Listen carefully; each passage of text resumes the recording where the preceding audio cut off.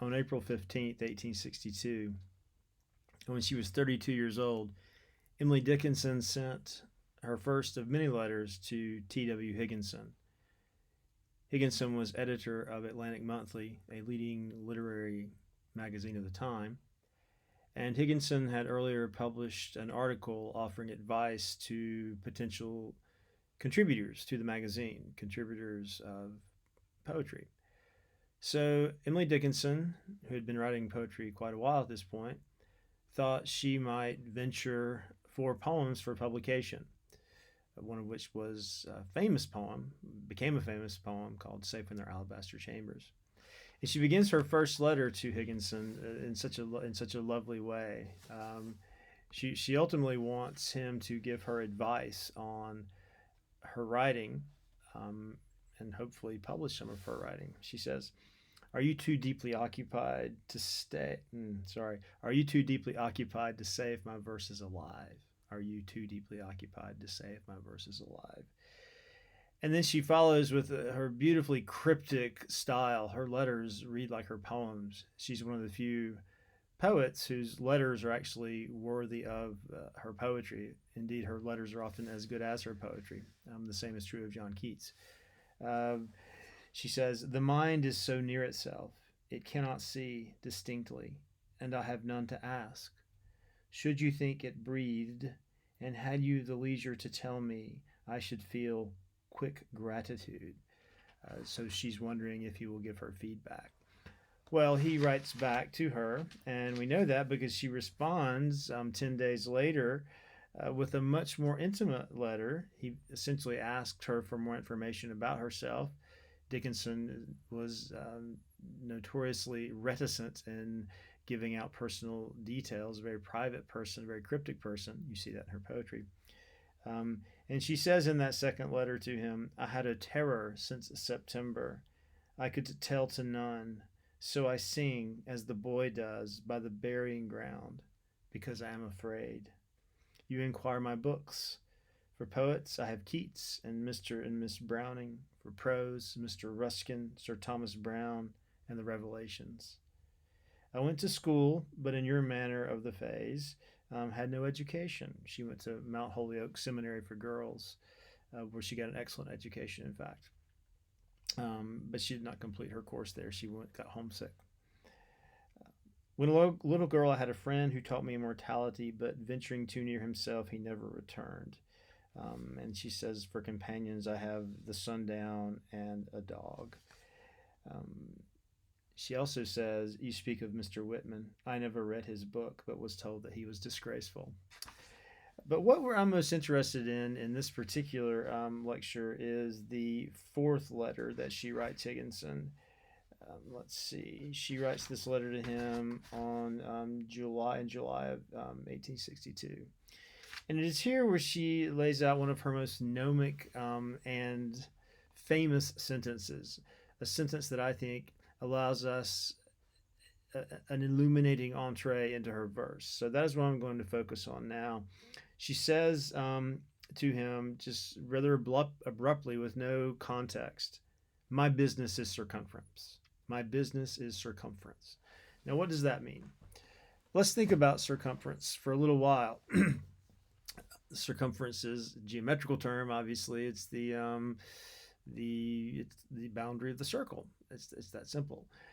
It's interesting, and this is the first meaning, I think, of circumference we want to look at, that when we look at Emerson's essay, Circles, Emerson positions himself at the center of the circle. He says the eye is the first circle, the horizon the second, and so on and so forth. Every new idea we have is a larger circle. So Emerson thinks in terms of this sort of expanding concentricity, with himself at the center. Whereas Dickinson seems to be interested not in the center, but in the edge, the boundary, the place where oppositions meet, inside, outside, known, unknown. And we see this repeatedly in her poems, where she explores these liminal states between life and death, between joy and despair. And many of her poems are very overtly about edges. She has several poems about ecstasy, for instance. Ecstasy means to move out of stillness. It suggests that you are so overwhelmed with a pain or a joy that you are beside yourself. So we see this in A Wounded Deer Leaps Highest. I've heard the hunter tell, 'tis but the ecstasy of death, and then the break is still.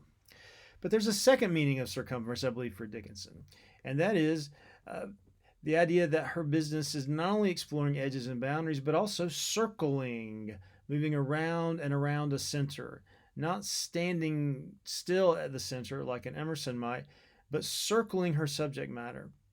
And we can think about this as a way of imagining her mode of perception, how Dickinson is constantly seeing ordinary things in strikingly fresh ways, as if she is moving around an object endlessly, and at each position having a slightly different sense of the object than she had before, constantly defamiliarizing the familiar view of the objects that she might have had seconds before. So we see in a lot of Dickinson poems her definitions of terms that seem pretty familiar. Hope is the thing with feathers is the most obvious one. This was a poet is that distills amazing sense from ordinary things. Would be another. Pain has an element of blank. So she often begins her poems with a concept that is very familiar, but then gives a striking, strange definition of that concept. Again, as if she's moved around that concept and seen it freshly and strangely. So, edges, circumference, circling circumference. A third meaning, I think, has more biblical heft. Dickinson, late in life, wrote in a letter the following: "The Bible dealt with center, not with the circumference." The Bible dealt with center, not with the circumference.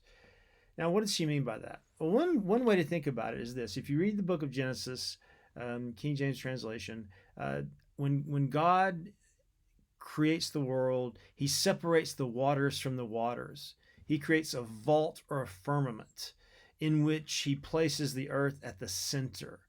So there's a sense here that the Bible deals with center because it's about that earth that God centered in this circular vault he made in the waters of the abyss. When he floods the world, God, in the Noah story, he punctures a hole in that vault or circumference, and water comes gushing through to flood the world. Dickinson is interested not in the place that God orders, where he gives the 10 Commandments on which people should center their lives. She's interested in the edge of the vault, the edge of the firmament, which means that she is beyond the laws of God, in this abyss, in this void. Now, if we wanted to think about the tradition of Gnosticism, which we've talked about in connection to Melville, that might be useful here because there's a sense that Dickinson believes that the Judeo-Christian God, a patriarchal God, is ultimately oppressive. She's very clear about this in many of her poems.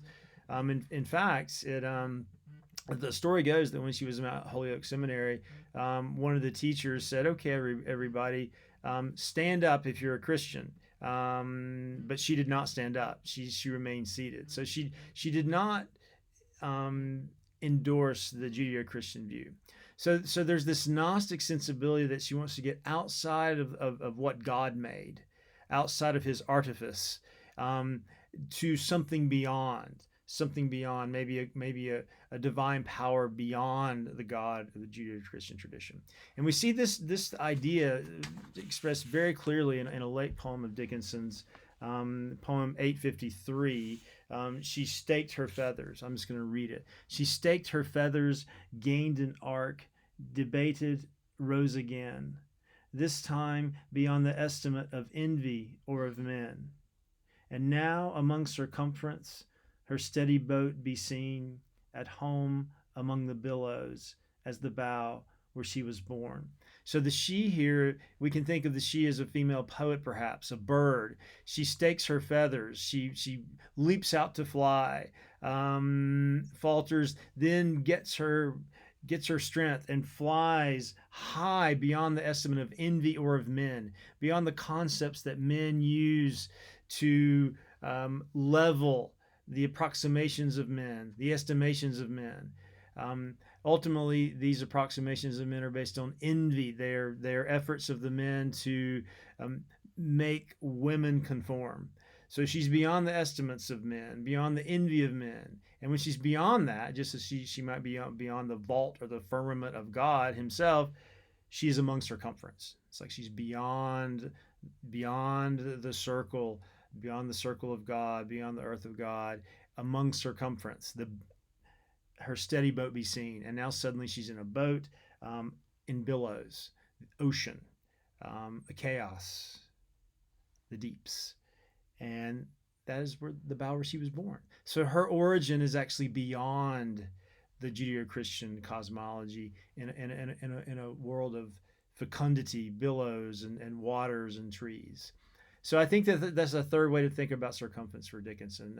It becomes a sort of Gnostic way to revise, to transgress, to transcend Judeo-Christian ways of seeing the world. And if you look at the many poems that have the word circumference in them, almost all of them deal with the term in this sort of Gnostic sense, as a term that marks an experience beyond the known, beyond the boundary, beyond the everyday rules that most people follow, the rules that are largely made by men.